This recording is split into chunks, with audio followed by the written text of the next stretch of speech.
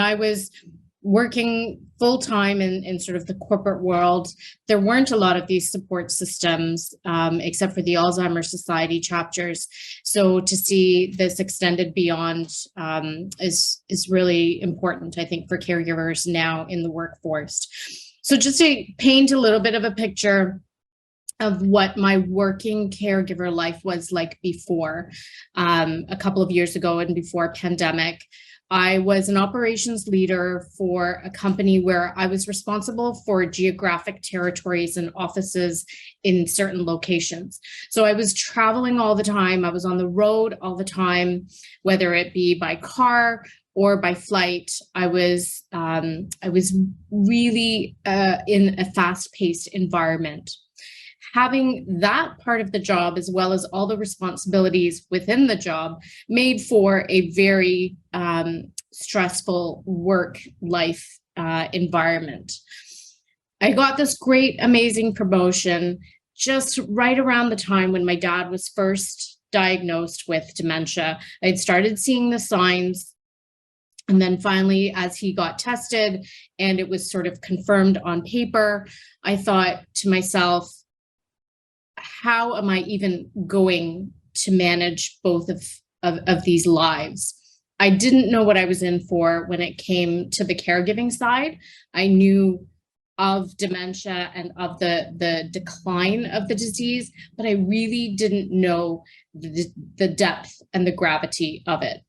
So I continued on with this amazing job that I had, accomplished amazing things. I didn't at that time share my story with a lot of people. And caregiving, especially at that point in time, this is going back to probably 2015 or so, wasn't really a talked about subject.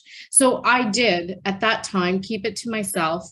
I worked with the Alzheimer's chapter in my area where my parents live, and definitely leaned on those supports there.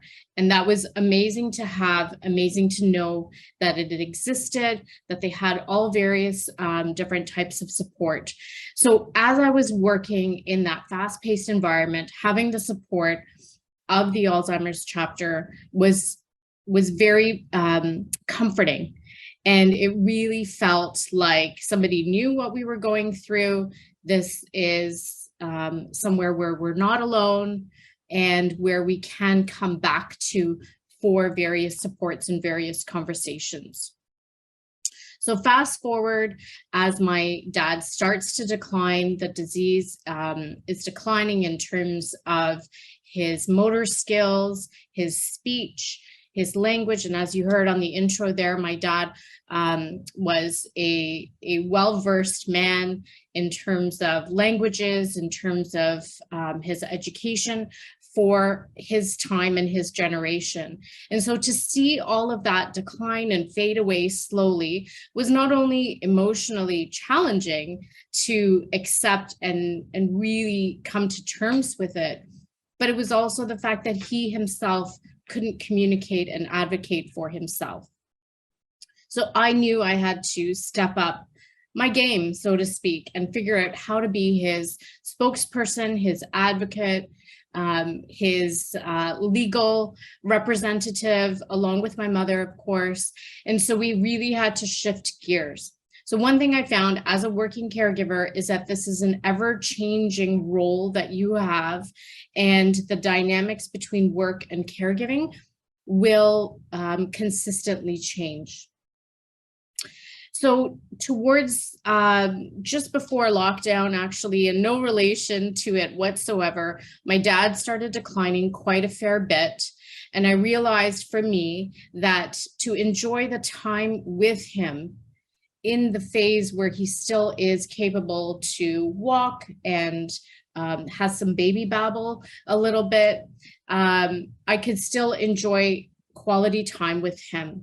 And so I decided to take a leave of absence. And from the leave of absence, I decided not to return because what I call the moral compass and the way that your mindset and your heart align with caregiving, mine decided to gravitate that way and to spend more quality time with him versus the corporate side of life. Now, having said that, this choice is not for everybody. Everybody's working caregiving story is unique to themselves. It involves financial, social, family dynamics.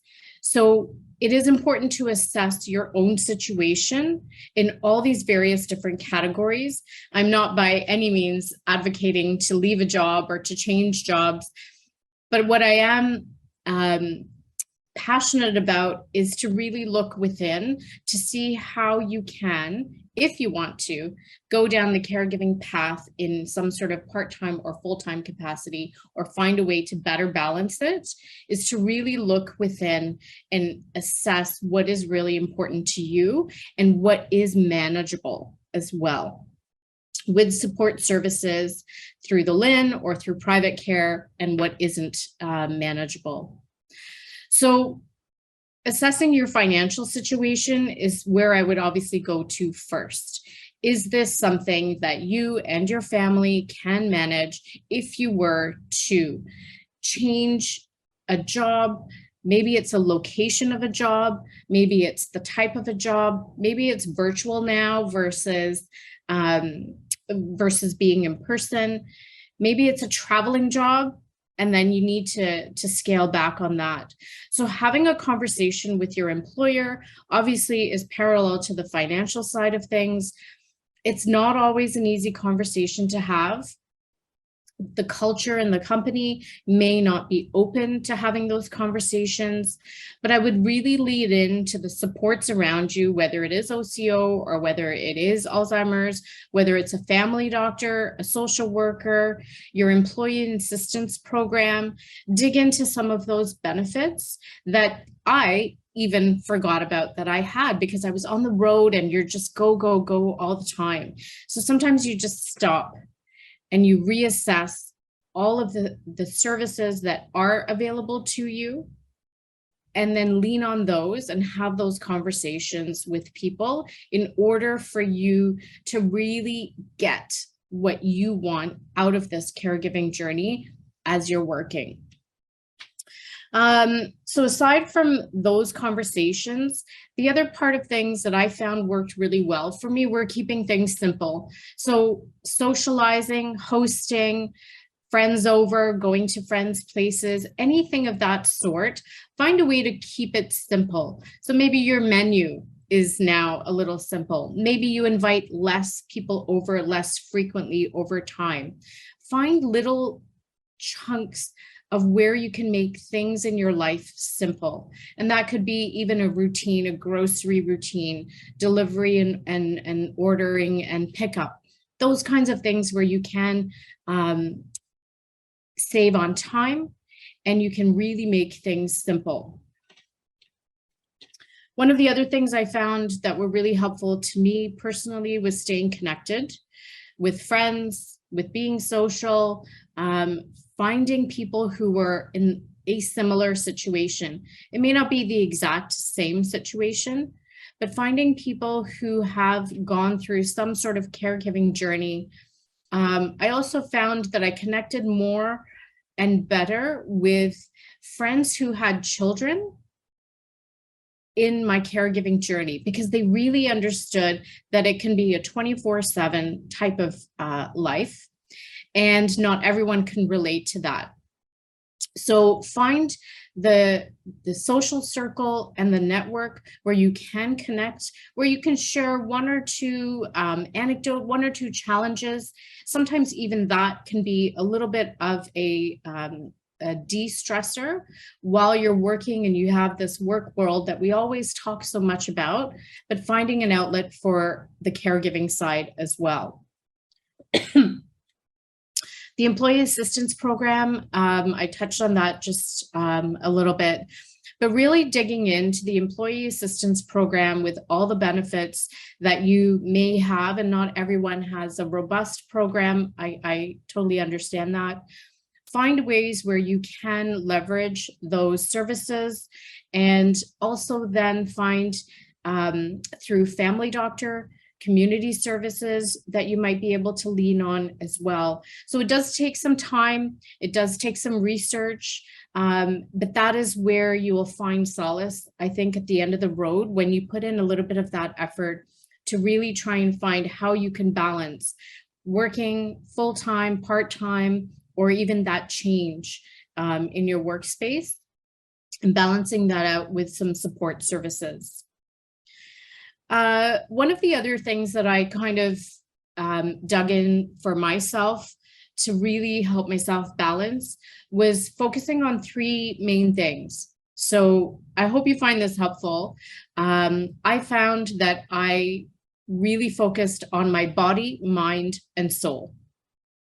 So I really kind of divided out my life into body, mind, and soul. And what I mean by that was, with body, physical activity, as you heard from my bio, dancing is really important for me. It's really fun for me. It's a release for me. I go out with my friends.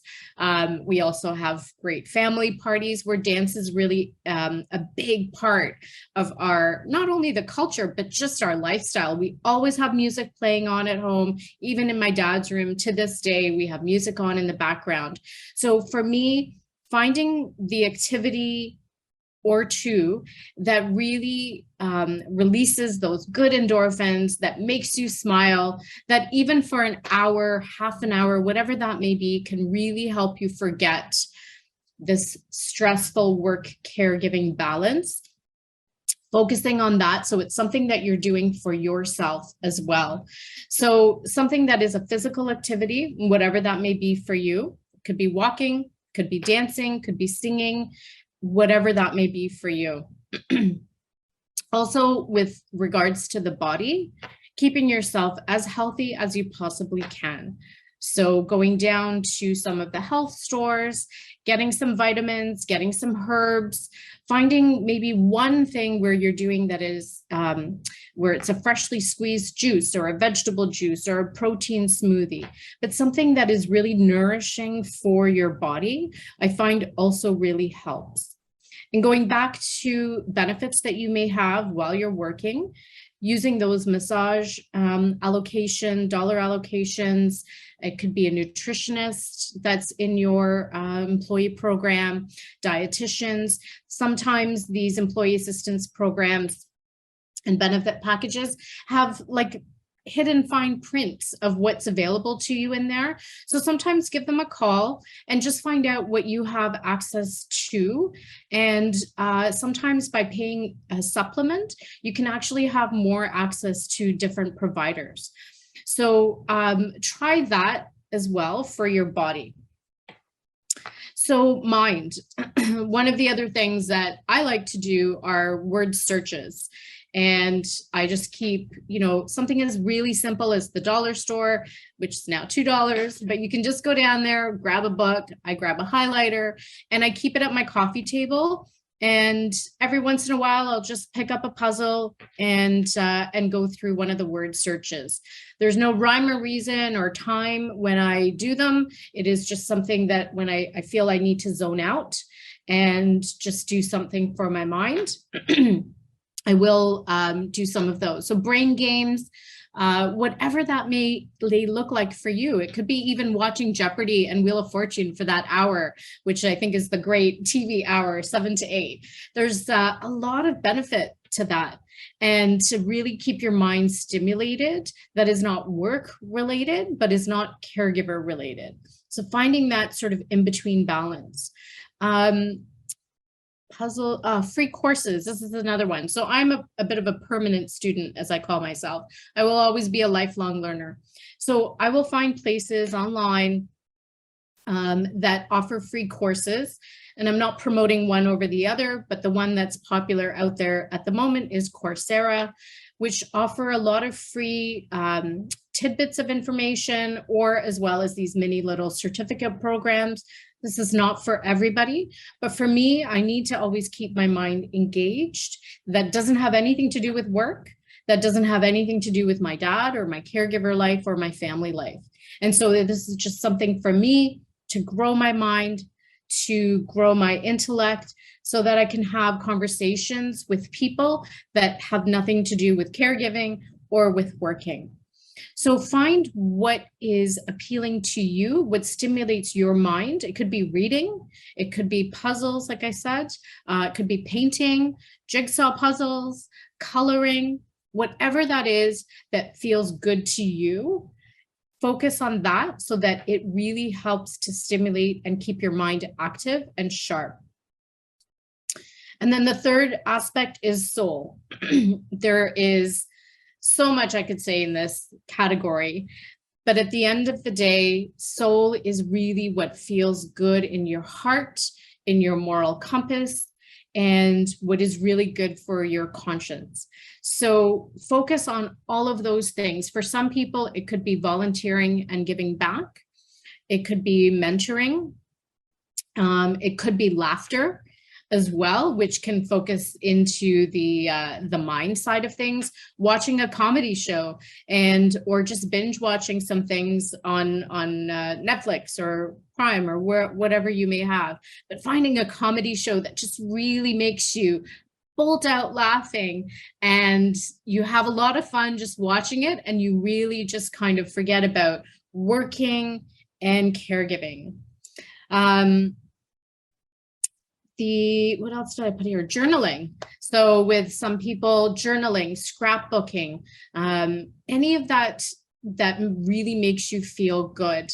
If pictures and photographs are a good trigger in your caregiving story, it may not be for some people in their caregiving journey, but if pictures are a positive thing for you, organizing the pictures, putting them into the shoe boxes and the categories, making them into a digital platform, transferring them into a digital platform is a project, but that could be something that brings you joy, really reflecting back positively on your journey, your own life, but with this person that you might be caregiving for as well.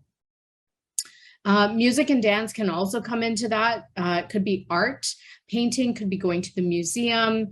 It could be just going out for a walk and maybe nature, maybe something to do with the water. That eventually will feed your soul. And once we look after these three parts of our life, I feel mind, body, soul, we find that we can keep ourselves more in check, more in balance, more emotionally healthy, and we're able to give back in both of our worlds, whether it's working and caregiving.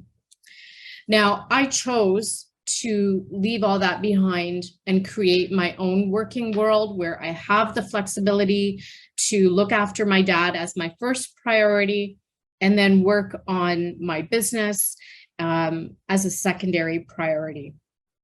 That is not for everybody. I personally reassessed my financial situation. I had multiple conversations with my financial advisor. I was able to do this. Is it the best choice financially? Of course not, but it is something that I know has an end to it, unfortunately. It is a chapter of my current life that I've chosen to live this way. And I know that once things change on my caregiving side of life, then this situation with working and with finances will also change as well. So I don't look at it as tunnel vision. I don't look at it as a finite thing. I know that this is going to evolve. This is going to change. And unfortunately, there will be an end date to it. I don't know when that will be, but there will be a change at that time as well. So that's how I've chosen to look at it. This didn't come overnight. These weren't overnight revelations, but these were all a work in progress as I chose to journal, as I chose to really write and map things out and organize my life. This is what personally worked for me. But the one thing, in addition to body, mind, and soul, that I want to leave you with is that for any working caregivers out there who are watching this now or later, you are not alone. And when I was going through this, I actually thought I was one of the the only people out there who was working in caregiving. Now, I think this has moved and progressed so rapidly, which I'm grateful for, that I am able to tell all the other working caregivers out there that they are not alone. You are not alone. There are support services and people out there who really are in your shoes. It's a different story per person, but everyone who is a working caregiver can relate to some degree to each other. And I really encourage everyone who is a working caregiver to find that bond with even just one person. So that's a little bit about me and my story. If anyone has any questions, I'm happy to stay for another 5 minutes or so if you need me. Open to questions, comments. Thank you so much, Bhavani, for sharing the process and your journey. And I think it's really meaningful for people to hear these like specific, tangible stories. Everyone's story is different, but I think it's really, inspiring to see how you found something that seems to work for you and that's sustainable. We're a little over time, but someone did put a question in the chat box asking, did you find your decision to shift towards full-time care came over time, or did you set a meeting with yourself to reflect and make the decision sort of more definitively? Yeah, good question. For me, it was very definitive in terms of, would we keep my dad at home or would we put him in a long-term care? And for me, there was no choice. We were only going to keep him at home. So having knowing that route that we were going to take, that's where sort of the rest of the life changes came about.